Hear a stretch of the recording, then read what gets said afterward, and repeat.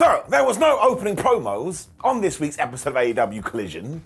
I mean, I get you can't do it all the time, but do you know what I'm going to do about it? Absolutely nothing. I mean, it's just wrestling. Also, hello my friends, and welcome to another episode of Ups and Downs with me, Simon Miller. And that's right, I'm going to take my finger and I'm just going to wiggle it around the place, and that will determine our opinions. And if anybody disagrees, well, I'm sorry, it just ain't your day. Thankfully, the main event of this show was absolutely faboo, and it made me feel warm and fuzzy in my dum-dum.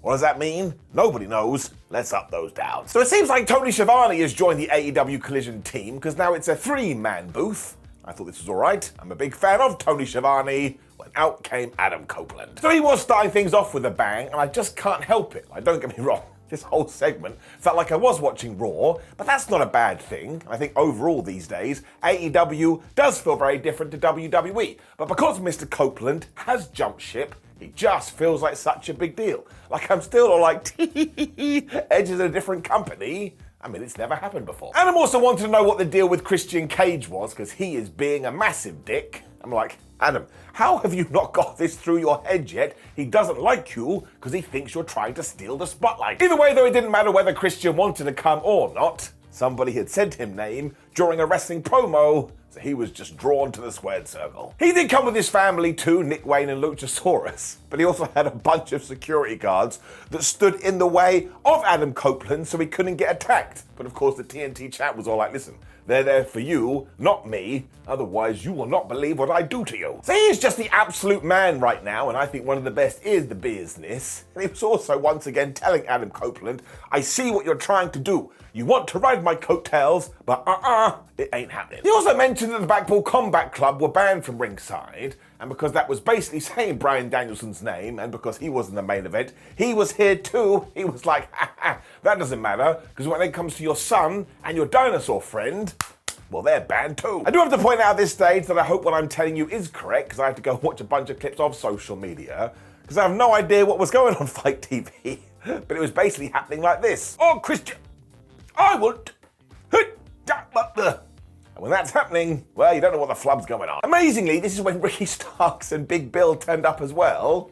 I was like, they literally must all just be waiting behind the curtain. Because Ricky is the best, though. He kept it nice and simple. He was like, Bryan Danielson, don't like you. Adam Copeland, don't like you. But Christian, I wasn't sure how I felt, but now I am here. I respect the hell out of you. Now, what I truly did enjoy, and this has caused some division on the internet, is clearly Adam Copeland and Ricky Starks had just said to each other, we will throw words out there and see what happened. So at one point, Copeland was all like, oh man, you are nothing but a vanilla midget version of The Rock. Ruh-roh. This made Ricky throw a bunch of Edge references in there, and look, this felt like a very sink or swim moment. I just thought Ricky Starks held himself together very, very well. This is why he's gonna go to the tippity top. But I would much rather we did do this, because it just comes across as so believable, like I felt it down my Tootsie Toes, when all of a sudden, FTR walked out, and I was like, there's literally nobody else who could come. Their whole point though is that last week the doctors had told them, look, you're a little bit banged up, you should take a rest, but they didn't, and sure, they lost the tag team titles, but they'd rather that happen than not get into a fight. They totally understand that now they have to climb their way back to the top though, which is when Bryan was like, oh yeah, Christian, we're meant to be in the main event, but why don't we just have a scrap right now? I mean, this was absolute chaos. Instead, Christian shoved his security team into the good guys, so we had a big old brawl with our hero standing tall, and that rhyme, which means it's 100% correct. Look, I understand why this wasn't to everybody's taste, but I loved all the star power, and sometimes I do just want to turn on a wrestling TV show and have a bunch of people yell at each other. I don't know why, that's just how I've been conditioned. I'm giving it up. We then had this highlight video of MJF, who did speak at this Stand Up to Jewish Hate conference the other day, and all I'm going to say is this. I thought it was truly inspirational, I thought it was truly motivational, and I stand with the message. We do need to go out there and make sure that anti-Semitism is never a thing again. I mean, that's probably not possible, but the fact that he's going out there and do this, well, I'm just going to tell you, he is becoming a massive hero of mine. We then had a Ring of Honor TV title match, which made sense because AEW does own Ring of Honor, and we were watching the television, and it was Samoa Joe, the champion, taking on Wille Mack, which essentially means it was big men slapping man meat. They proved this instantly because they shoulder tackled each other before punching each other in the face when Willie was all like, surprise, he did a damn plancher. I think he also twisted Joe's nipples at one point, which kind of been a good idea, which is likely why he followed it up with a cannonball. Imagine this was a real cannonball, just like, surprise. I think that would probably kill someone. He was able to get a 1-2 ooh though, when Samoa Joe basically caught him out of midair, hit a senton, and he got a 1-2 ooh. As I'm going to tell you, for a lot of matches on this collision, I was like, there is no way Samoa Joe is going to lose. Like, I'd love it if Wille Mack did win, but it just ain't going to happen. Mack then wanted all the pop, so he hit the stunner, and he made a terrible mistake. He went up on Tina the turnbuckle to hit the 6-star frog splash. Samoa Joe just noped him, hit the muscle buster, uno dos tres. It also means that Joe is now only 20 days away from becoming the longest ever reigning Ring of Honor TV champion. I think Jay Lethal holds the record. And because wrestling never does this, someone should beat him at 19 days, just because it would be funny. I enjoyed this match, it was what it was, and it is what it is. Also, commentators kept saying that Samoa Joe does want the AEW World title, no matter who holds it, so keep your eye on that. Up. Lexi Nair was then backstage with CJ Perry, who, don't forget, is also dubbed the Hot and Flexible One.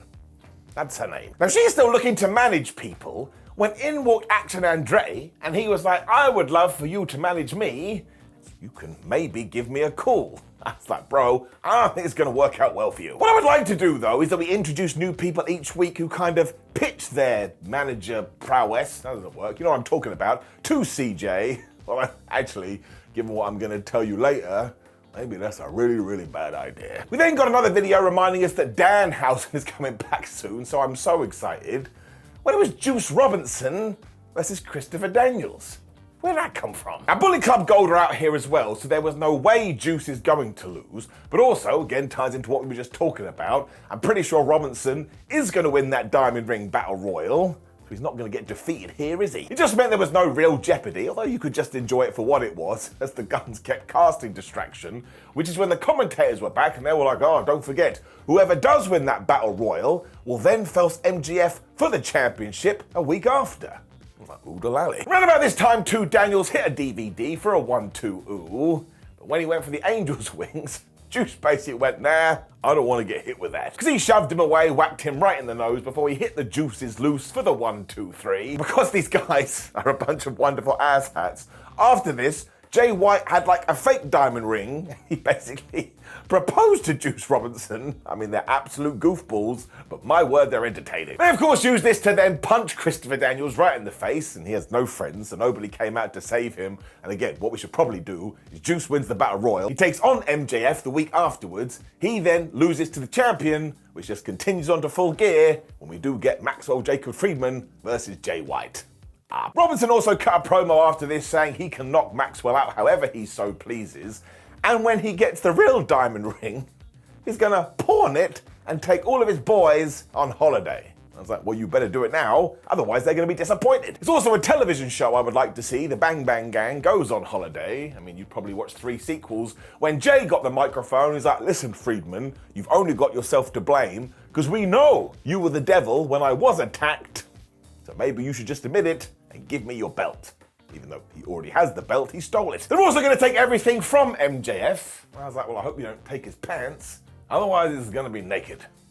Shouldn't have said it. We didn't really push this Battle Royal too, because Dustin Rhodes was like, oh, I'm going to enter it because I want that diamond ring. And I was like, wow, a lot of wrestlers really like jewelry. We then came to the back and Nick Wayne was here, so he was kind of all over this show, and Lexi Nair was talking to him, and she was basically like, do you know that next week you're going to do a sit-down interview with Jim Ross, and your mum is going to be there too? And he was like, what the flap? I also got the instant fear, because I was like, oh my gosh, Christian Cage is so going to be involved in that.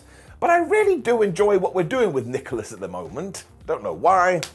Just works. Around this time too, we decided that even though Mark Davis is out, and all the best to him, I hope he is back soon, we are going to continue this singles push for Carl Fletcher. That's not his name. Carl Fletcher. What is wrong with my voice? And I tell you, this dude is super, super talented. I mean, he also announced later on that he's going to be taking on Bryan Danielson come Wednesday, and that's going to be ridiculous. But here, he was taken on Boulder from the Iron Savages. I thought actually pretty good. I mean, talk about a lottery of opponents, but once more, nobody sat at home going, well, I tell you, Kyle Fletcher is definitely going to lose this, because if we had done that, it would have been stupid 2 + 2 = Mateo. What it did do, though, is underline that Kyle is flipping good, and that we do have something with Boulder. Just don't have him have anything to do with Chris Redfield. He did do this mad press slam, though, and Fletcher went so high, I think when he was up there, he was like, well, I've got the air, so I may as well hit a dive. And when Boulder was mucking around on the ropes in Tina the Turnbuckle, Kyle Fletcher was able to hit this mad bomb of power, and I was just like, dude, you absolutely killing it. He then basically booted this large gentleman in the back of the head before he choked him out with the Dragon Sleeper, which made him look like a badass. I've kind of zoomed through this one, but this was a very good big man, not so big man matchup, and I actually thought they clicked. I shouldn't have done the click, that makes me a right idiot. Freddie Paquette was then quite happy because he was in the back with the Acclaimed. So he was like, way, you're the Trios champions. Danny Ass then told Max Caster, look, we will help you out with this MJF situation if we have to. When Max, kind of invited himself on Renee's podcast, but he did it in like a, oogly boogly way. Let's just leave it there and move on. Matt Menard, Angelo Parker, and Jake Hagar then walked in. They were like, we want to have a match with you.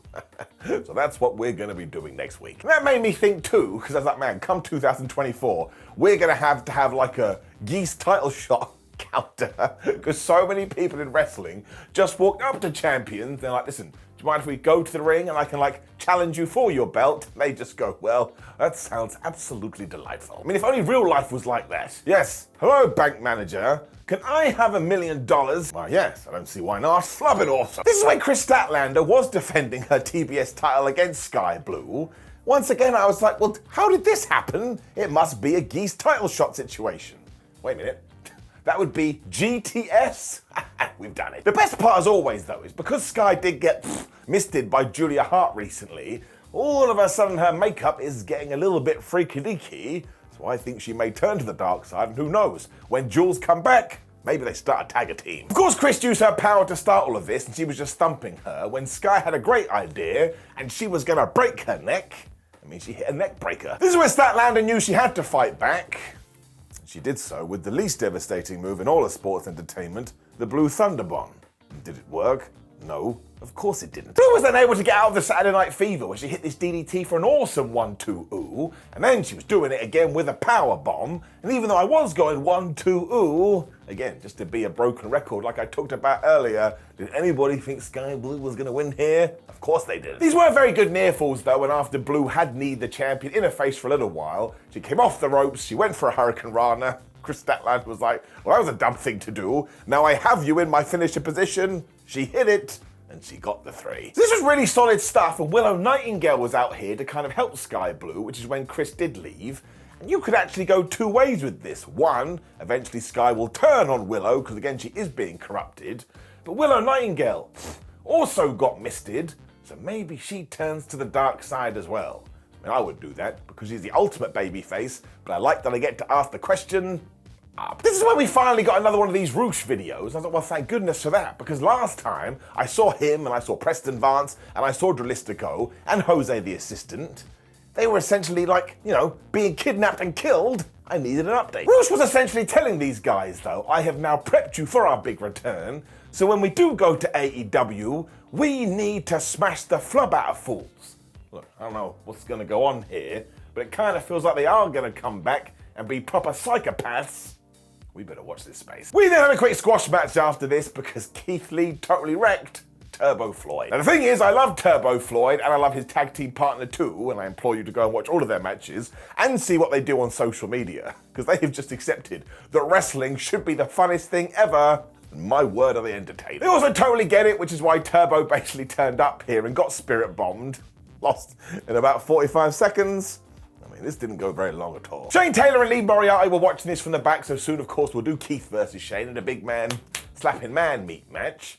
I do hope we continue on with everything when it comes to Keith Lee, because he has stalled a little bit, mostly because he hasn't been on television, and we all know he's good. Look at his past.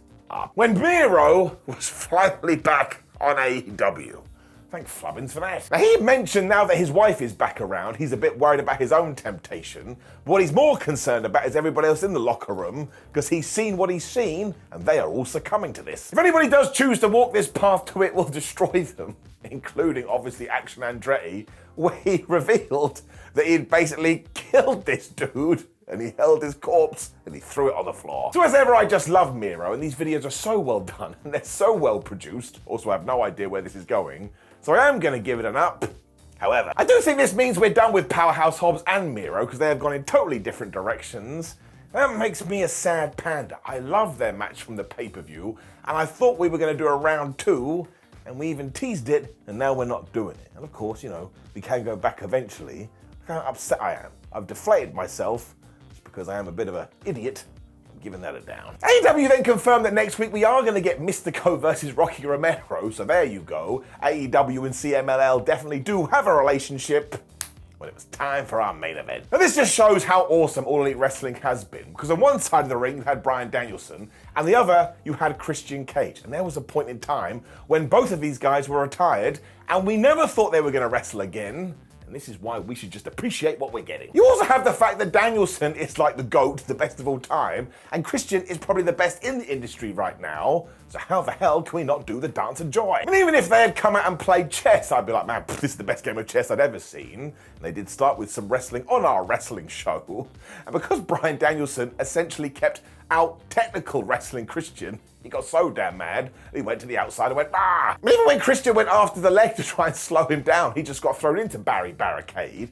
I was like, all right, guys, you do know he's already dead. The American Dragon did it again, because he just slammed his knee into Baz. I was getting a bit upset. He then went back to the submissions, and honestly, he was tying Christian up like a pretzel, and he was kicking his ass so bad, I was like, I don't think Bryan Danielson is going to win this, because usually that's just how wrestling works. I think Cage knew this too, and he just went boop, and he poked Bryan right in the eye. I was like, man, I love this guy. Danielson soon started to protect his injured arm, so of course Christian saw that and attacked it like white on rice. And this is when it did start to work out for him, and I was like, huh, he is getting the advantage. I mean, he dropped Bryan right on the ring apron, which I do believe is the hardest part of the ring. And this Bryan Danielson, man, he was quite literally screaming out of pain, like, oh, my arm, my arm. I start going, well, two things start happening. One, I'm like, oh my gosh, I think he's actually hurt. And then again, even though I convinced myself that Bryan Danielson isn't going to win, I start going, actually, no, I think he's going to win. This is why he's so damn good. This damn limb then got smashed into the announce table when they did start a big strike off, and somehow Christian was bleeding. I was like, well, you know what, the good thing is, Jon Moxley will be happy. Danielson then once again proves that he is just so damn good, because he made a comeback with one arm. I mean, I can barely get out of bed in the morning. Cage still then reversed a diving nothing into the most devastating move in all of sports entertainment, the surprise roll-up. And when that didn't work, he hit a frog splash, the splash of the flogs, for an amazing 1-2 ooh. And I was like, that's it, I'm plugged in. Danielson then recovered and he went for the big running knee, but Christian speared him. And honestly, you've got to see this match. It is so flipping good. Because he then hit the kill switch and Danielson kicked out. And I was like, that's it, he's definitely losing. There was then more teases though, because Bryan was able to lock in the label lock, although Christian was able to get to the ropes. But as he kept getting destroyed, all of a sudden Big Bill was here. And he looked like he was trying to sneak in. I was like, bro, you're 7 feet tall, it's not gonna work. As it turned out, it was a massive distraction, because when Bryan locked back in the move, of course, Ricky Starks was here, behind the ref's back. He clocked Danielson with that damn tag team title, and bless this Christian, he just crawled up to Bryan Danielson, and he got the win. This may have been perfect. It was also a proper work of art when it comes to sports entertainment, and of course all the good guys and bad guys from our first segment came out, with the heroes kicking everybody's ass. I tell you, Nick Wayne took this terrific spear from Adam Copeland, and he killed him. So surely we're heading to some kind of tag team nonsense where maybe Adam Copeland teams up with FDR to take on Big Bill and Ricky Starks and somebody else, or you could do the team with Adam Copeland and Bryan Danielson, because we were teasing that too. Once again, Collision is heading down an excellent path. This was an excellent show, so it's an up for the main event, and it's up for the entire episode itself. Now please do leave me a comment below and let me know what you thought about last night's AEW Collision. Like the video, share the video and subscribe. Click the video on the screen somewhere, which is ups and downs for SmackDown. Go to whatculture.com, follow us on social media, and just get ready for another week in pro wrestling. Let's face it, in 2023, who the flub knows what's going to happen. Goodbye.